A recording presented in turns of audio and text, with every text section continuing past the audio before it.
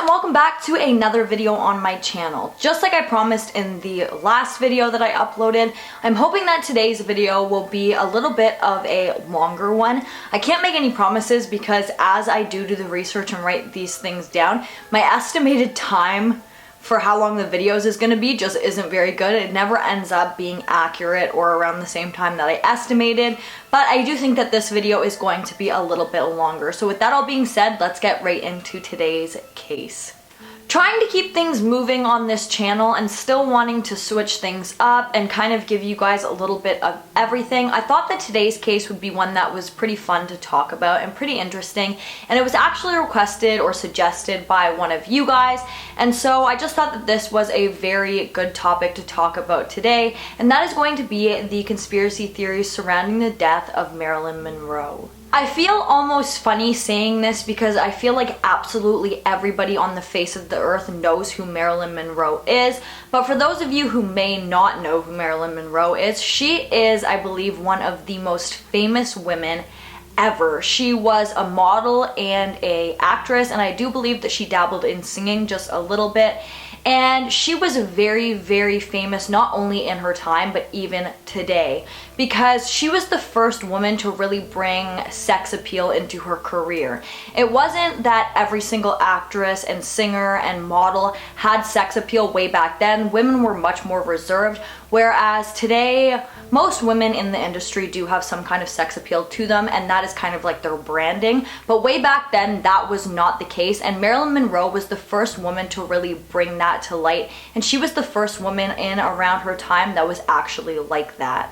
A little bit of background on Marilyn Monroe as a person. Marilyn Monroe was not born Marilyn Monroe. Her name that was given to her at birth was Norma Jean, and she was born to her mother. Her father was completely out of the picture before Marilyn was even born, and it is really up in the air whether anybody even really knows who Marilyn Monroe's father is.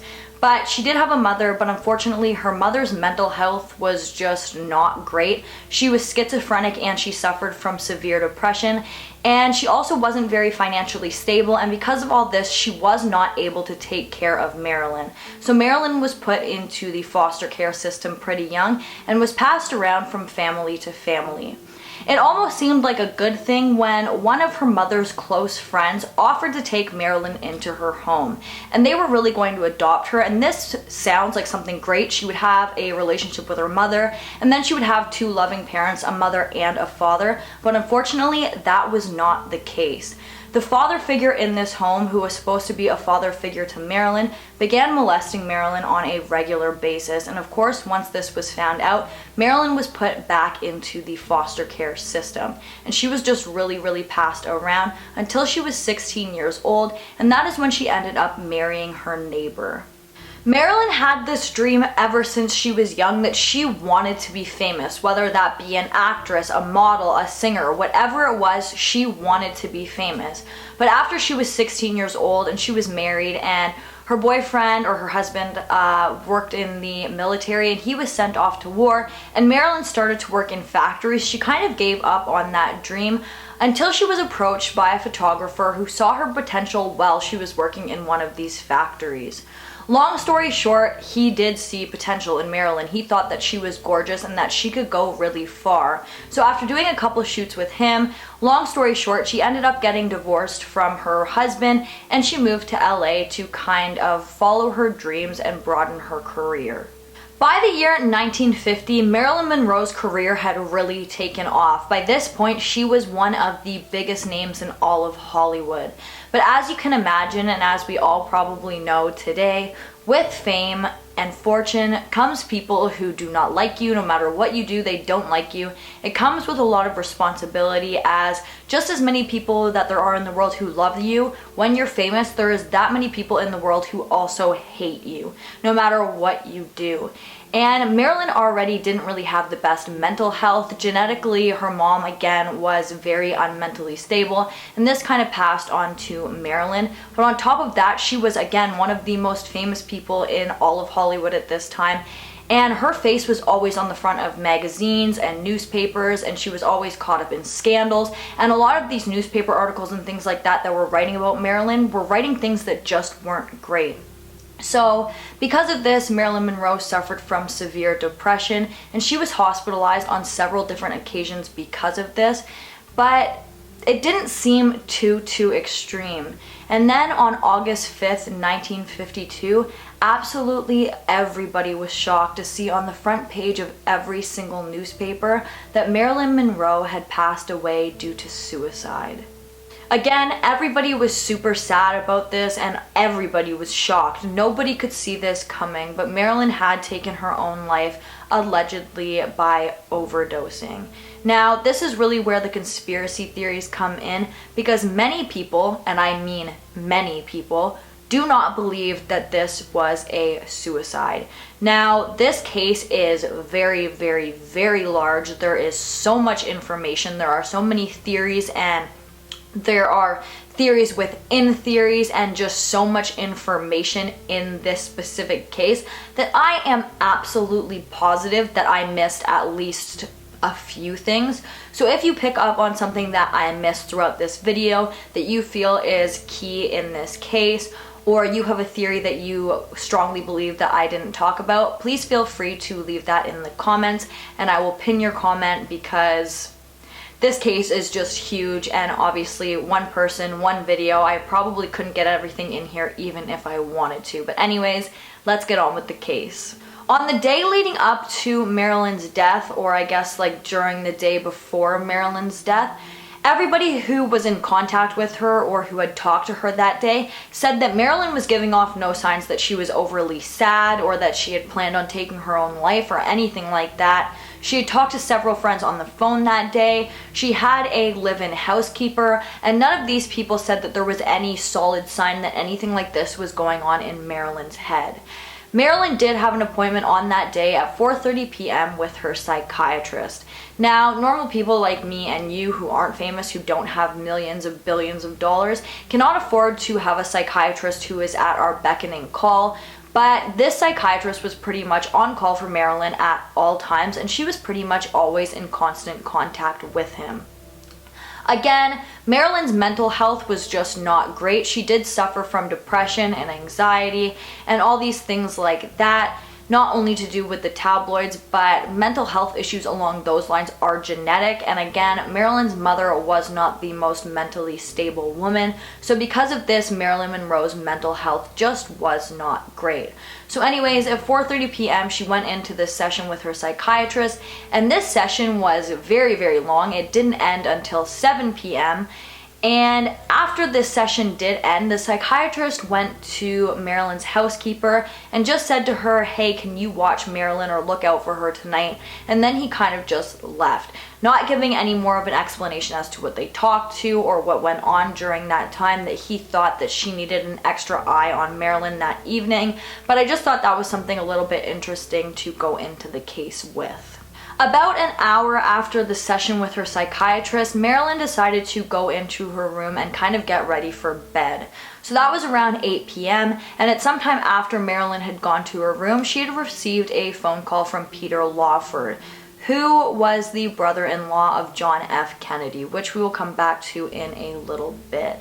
But anyways, Peter was calling Marilyn to invite her somewhere that evening, and he said that immediately after she picked up the phone, he was worried because he could immediately tell that something was not right. She sounded heavily intoxicated, and she wasn't making any sense to him at all. This is exactly what she said to him, and I'm just going to be looking down here for a second because I want to get the quote exact. Say goodbye to Pat, say goodbye to the president, and say goodbye to yourself because you're a nice guy.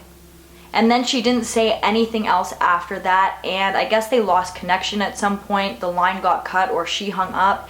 And after this, Peter tried to call her back, but she never answered. And this is where things in this specific case start to get very confusing. So after Peter had tried to call Marilyn back and he couldn't get a hold of her, he then called his agent. His agent then called Marilyn's psychiatrist, who then called Marilyn's lawyer, who then called Marilyn's house.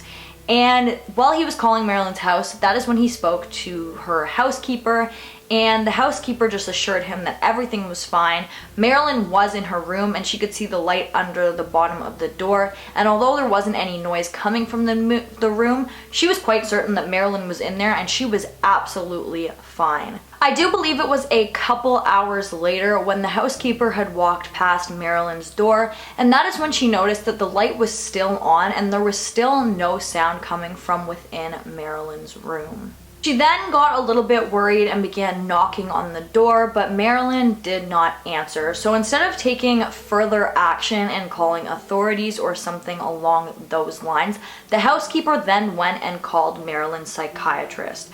Now, I'm not sure how long it had been where all of this played out. I'm not sure of the exact timeline, but I do know that this now was around 3 o'clock in the morning.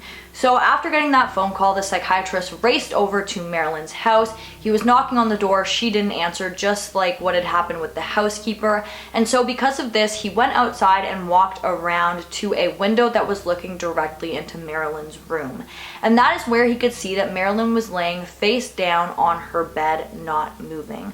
Obviously, this really worried him, and because of this, he broke the window and went straight in there into Marilyn's room through this window. And again, after finding Marilyn basically dead in her bedroom, instead of calling the police, her psychiatrist called her physician. And once her physician got there and announced Marilyn dead, that is when authorities were called. Now, some people do think that this is very strange, and I personally do think it's pretty strange when it's somebody's life on the line. However, with Marilyn's amount of fame and how rich and wealthy and famous she really was, I do feel like there's some kind of different protocol that should be happening when they are in this kind of situation, because obviously you want to be able to revive the person and take care of the person without having all of the tabloids in on it. You don't want photographers in the room hiding in the bushes while this is all happening. So I can see that being a contributing factor into why they hadn't called authorities beforehand. There is also like this theory that an ambulance was called, but then it was turned away, which is very strange and doesn't make any sense to me. But I do feel like the amount of time that had passed when she was on the phone call and then the amount of people that were called, I don't know, the whole thing just does kind of seem a little bit strange. However, I don't think the fact that they waited for the psychiatrist to call the physician to announce her dead was that strange.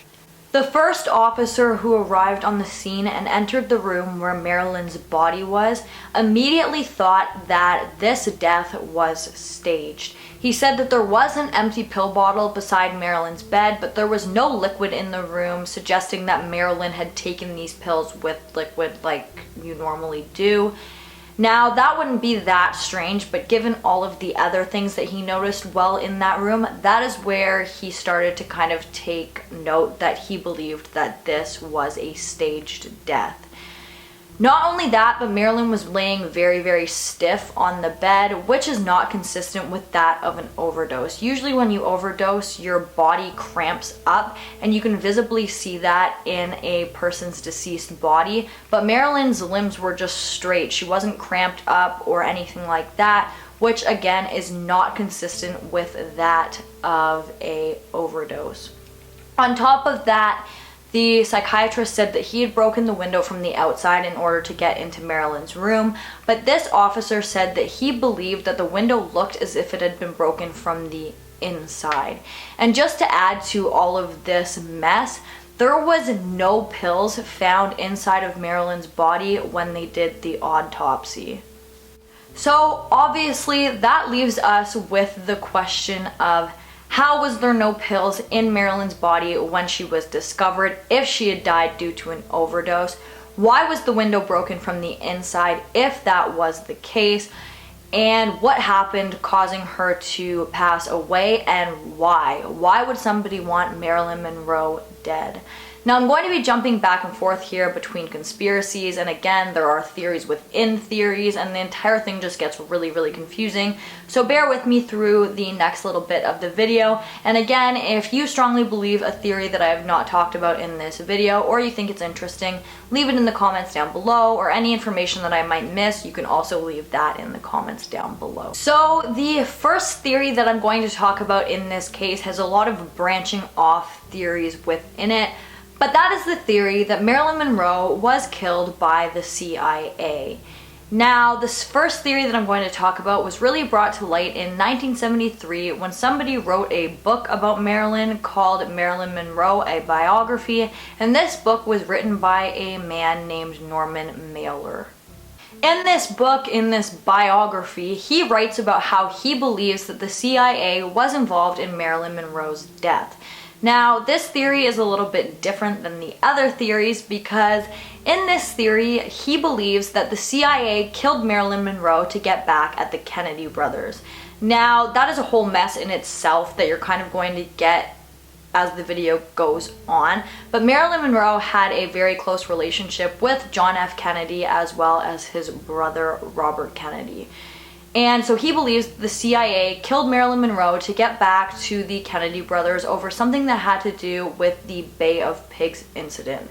Now honestly, all this history stuff really confuses me and I'm really bad at explaining it, so I'm just going to read the wiki page description of what exactly the Bay of Pigs incident was. So the wiki page says, the Bay of Pigs invasion was a failed landing operation on the southwestern coast of Cuba in 1961 by Cuban exiles who opposed Fidel Castro's Cuban Revolution.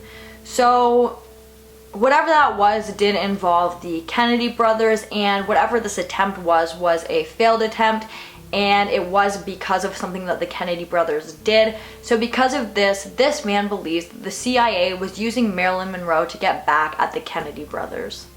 The reason that I thought that I would talk about this theory first is because I don't think that this theory has a lot of back to it, whereas a lot of the other theories surrounding Marilyn Monroe's death do seem to have a lot more of a back to them, and a lot of the theories do seem like the motive is a lot more solid, whereas in this theory it just doesn't seem like it's really there. However, this book did create some kind of conversation amongst a few people, and it did cause quite an uproar when it was published, and a lot of people do believe that theory. Many people came forward thinking that this theory was true and that this theory had finally been proven in 2015 when a retired CIA agent was on his deathbed and he admitted to killing Marilyn Monroe because of this reason. However, that was only really published on a few news sites, and it turned out that the news site where this had originated from was not real. So this was not the case. No CIA agent had ever confirmed or confessed to killing Marilyn Monroe to get revenge on the Kennedy brothers. That was just not true. However, this is not the only Marilyn Monroe conspiracy theory that involves the CIA killing Marilyn Monroe. There are actually several different variations of this theory that involve Marilyn Monroe being killed by the CIA for whatever reason. I'm sure if you know anything about Marilyn Monroe or anything about John F. Kennedy, then you know that a lot of the Marilyn Monroe conspiracy theories heavily focus on the Kennedy brothers. Now, I'm going to explore some of those today. However, none of these are fact, they are just theories, and nothing has been confirmed in any of these cases. I do just want to stress that before I move on further into today's case. So this next theory that I'm going to talk about does involve the Kennedy brothers, and it involves Marilyn Monroe. And I don't know if it's a theory that I personally, I do think that I kind of could believe this one, but it does cover absolutely every single ground of a conspiracy theory, and it does seem a little bit out there, but like I said, I do think that this one could very well be possible. So we're going to talk about that now. Something that is very important in pretty much all of the theories that I'm going to talk about from this point on is that it is strongly believed, although it has never been confirmed, that Marilyn Monroe was having an affair with John F. Kennedy. But not only was she having an affair with John F. Kennedy, but she was also believed to have been having an affair with his brother, Robert Kennedy. Now again, none of this has been confirmed, although I do personally think that it is true, and many other people do believe that it is true, and that is kind of the basis of a lot of these theories that I'm going to be talking about today. So this theory starts with one of the Kennedy brothers sharing information with Marilyn Monroe about a UFO that had crashed on a ranch in New Mexico in 1947. Not sure why they would share such critical information with Marilyn Monroe, but you do tell the people who you are closest to a lot of information that you probably shouldn't, even when you're told not to. So the theory goes that one of the Kennedy brothers had shared this information with Marilyn Monroe, and she was now using this information to threaten both of the brothers. And because of this, the CIA orchestrated a hit on her, and we're going to take her out in order to keep her quiet. This specific theory was brought to light by a man by the name of Stephen Greer, and he talked about this, saying that he had solid, concrete evidence suggesting that this is exactly what happened. He said that he had evidence that Marilyn Monroe's phone had been tapped in the days leading up to her death, and in these phone calls there was solid, concrete evidence that she had known about the UFO crash, and that she had been told about the UFO crash by the Kennedy brothers. A CIA representative came out stating that this claim was pretty much baseless and completely untrue, and there was no facts to back it up. But there is an entire documentary called Unacknowledged that really dives deeper into this theory and kind of explains it a little bit better than I am today, and it is super interesting. But anyways, this theory goes that Marilyn Monroe was threatening to hold a press conference telling the entire world this secret about the UFO crash and aliens and things along those lines that she had been told by the Kennedy brothers. And this is a theory that many people strongly believe. So now let's talk about the next theory. This theory and the last theory that I just talked about kind of play into one another, and they kind of could honestly be the same theory. But anyways, this theory also talks about how Marilyn Monroe was having an affair with both John Kennedy as well as Robert Kennedy. And while she was having these affairs, the men didn't know that everything that they were telling her, she was writing down, and they had told her a lot of classified information, and now she was threatening to come out with all of this information to the public. Not only just about that information, but she was also threatening to tell the public about the affairs. Allegedly, the reason that Marilyn Monroe was threatening to come out with this information is because there was a very messy love triangle going on with these three.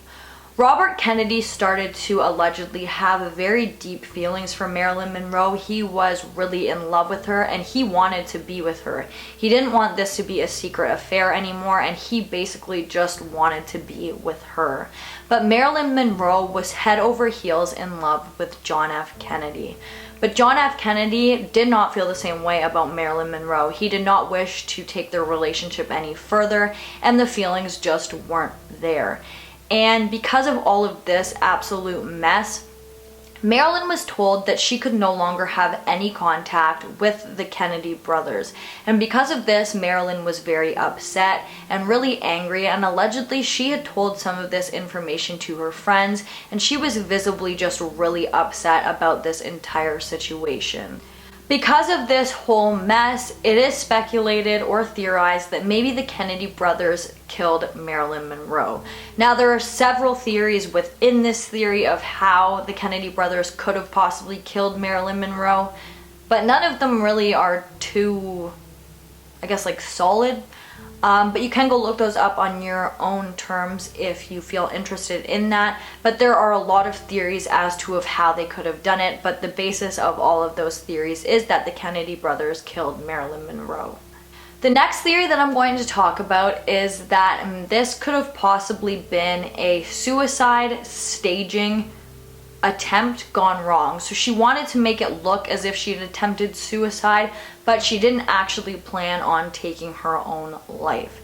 The place that this theory really comes from is, again, Marilyn Monroe was not known to have the best mental health, and because of this, it is said that on several occasions she did threaten suicide to not only get attention, but to kind of manipulate people into doing what she wanted. People believe that maybe Marilyn Monroe was hoping to use an attempted suicide to kind of revive her career. Now, it isn't as if her career was failing or as if it wasn't going anywhere, but she wasn't in the best place at this time. She was often in the papers and in the news for things that weren't great. They often painted her in a bad light, and she just wasn't in a good place to begin with. So all of these scandals coming out and whatnot just really weren't playing good on her mind. And so because of this, many people believe that she tried to use this suicide attempt to get people's sympathy so that they would stop painting her in such a bad light. Out of all of the theories that I've talked about up until this point, this probably is the one that I believe the least, and it is a little bit confusing and kind of hard to understand how exactly it could happen. Maybe I just didn't dive into this theory enough to really know too much about it, but personally, this theory is not one that I can see happening. So allegedly, Marilyn Monroe had wanted to fake her own suicide attempt, and she had a lot of people involved in this suicide attempt type deal with her, allegedly. So the people who were allegedly involved in this suicide attempt with her were her psychiatrist, Peter Lawford, and her housekeeper, and then a few other people here and there. And the way that this goes, again, is that somehow the Kennedy brothers were involved, and they found out that she wanted to attempt suicide or stage this suicide attempt, and that they somehow manipulated this situation into her actual death to get rid of her. However, I just don't see that many people agreeing on killing one person, and if somebody was going to attempt suicide, why would they actually put themselves in that position where they were going to die and need to be revived? The entire thing to me just doesn't make a lot of sense, but I'm going to kind of try and break it down for you guys a little bit so that maybe you can understand it a little bit more. So earlier on that day, when Marilyn had had the session with her psychiatrist had prescribed her 60 Seconal tablets. Seconal is a sedative that is usually given to people before surgery, and because Marilyn was constantly in contact with her psychiatrist and she saw him almost on a daily basis, this really raised the question to a lot of people as to of why he would have needed to prescribe her so many all at once. Again, he prescribed her 60 Seconal tablets, so 60 of these tablets that would sedate her. Now we're going back to Peter Lawford, who was a very good friend of Marilyn Monroe's, but was also the brother-in-law of Robert Kennedy. So you can see how this kind of plays down the line. So allegedly, Marilyn Monroe had told Peter Lawford about her, I guess, like, suicide attempt staging. I don't know why I can't wrap my head around saying that. And that he had told this information to either Robert Kennedy or John F. Kennedy, and that is when they kind of got involved in the plan, and that is when they decided to use this plan to take Marilyn Monroe's life and kind of get rid of her. So the way that this theory goes is that Robert Kennedy or John F. Kennedy or one of them got into contact with Marilyn Monroe's psychiatrist, and they kind of all agreed to do this, and that is why the ambulance wasn't called until several hours after Marilyn was dead, because they were waiting to make sure that there was no chance that she could be revived. The official cause of death in this case, again, was from a self-inflicted overdose, and Marilyn Monroe's death is officially stated as a suicide. Now, I personally am not too sure what exactly I believe in this case, because again, a lot of these theories do seem like they have a lot of back to them, and I would really like to know what you guys think of this case and what theories you guys think are the most interesting and which ones you guys agree with the most. However, there are several other theories in this case that I was not able to talk about in today's video that are also just as interesting as the ones that I spoke about today. but unfortunately I wasn't able to include those in here. So if you are really educated specifically on one of those theories and you want to enlighten us all, please leave those in the comments. But guys, that brings us to the end of this video. If in the last couple clips you notice me looking around, that is because there is a huge spider over top of me that I need to deal with right now. But if you like this video, please give it a big thumbs up. Don't forget to comment down below what you'd like to see in my future videos. And don't forget to subscribe and turn on that notification bell so that you don't miss any future videos from me. Thank you so much for watching, and I hope that you're all staying safe and healthy, and I'll see you in the next one. Bye guys!